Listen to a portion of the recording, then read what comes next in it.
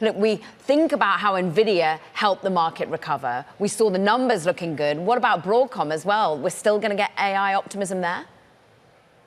Yeah, so thanks for having me, Caroline. And I think, yeah, to your point, I think it's going to be very strong. We're looking for top line growth of about 20% here for the April quarter. And listen, I think when you kind of look overall, the trends that we've seen here over the last couple of weeks, or since Q1 earnings season, really starting with Alphabet and Microsoft at the start of earnings season up until Nvidia last week. The trend on the compute side of things is, I think, much stronger than anybody had anticipated, and really something that Jensen Huang last week really pounded the table on. So when you kind of think about the drivers here, specifically for the AI semi names here over the next couple of years, it really is going to be tied to compute, and the higher demand for compute is going to drive higher capital spending plans, right? Yeah. Which is what we saw during Q1 earnings season. So we think those trends remain intact here for Broadcom specifically. They've got about a 60-40 split in semis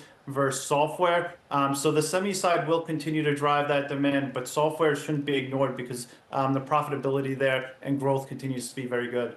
I mean, we're expecting strong things from Broadcom. You too. Look, your top semiconductor names are Nvidia and Broadcom, AMD, Marvell. I'm looking at how much some of those names have already driven the S&P 500 recovery. A great chart from Ryan Story shows that Nvidia makes up 12%, basically the S&P 500's rebound since April. But swiftly after them was Microsoft, that you named as being a winner of late. Broadcom, some 5%.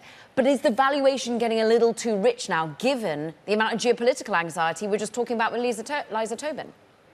Yeah, I mean, I think as far as the valuation is concerned, it's not as attractive as it was 4 to 6 weeks ago. But I will tell you this: the valuations just got just hit basement level values. I mean, you were talking about Nvidia at one point trading about 17, 18 times on our 2026 estimate.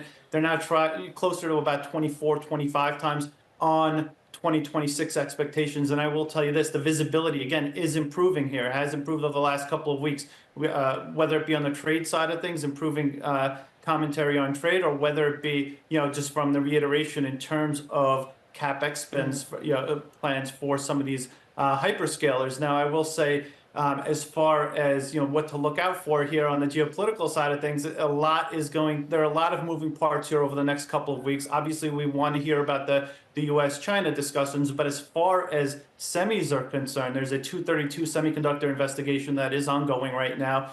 We expect to get more clarity in terms of what that's going to look like as far as tariffs are concerned here over the next 2 months or so. So it's wait and see mode, but our view is you're going to see a permanent tariff on the semiconductor industry when that gets unveiled. Our base case right now is about a 25% tariff. What about the smartphone industry? Because actually Apple has contributed to the reprieve in the S&P 500. It's one of your top names for hardware.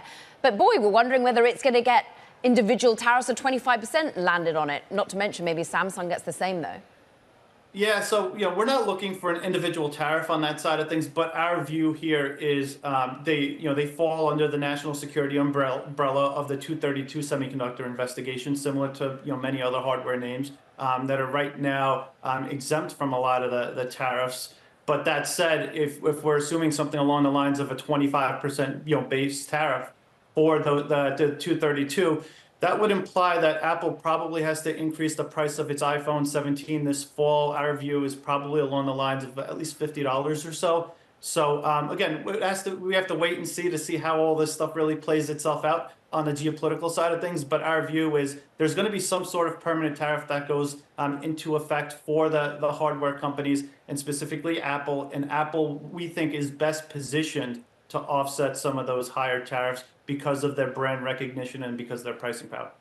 So, Angelo, if an investor doesn't have the exposure they'd like in these names, should they buy at this point?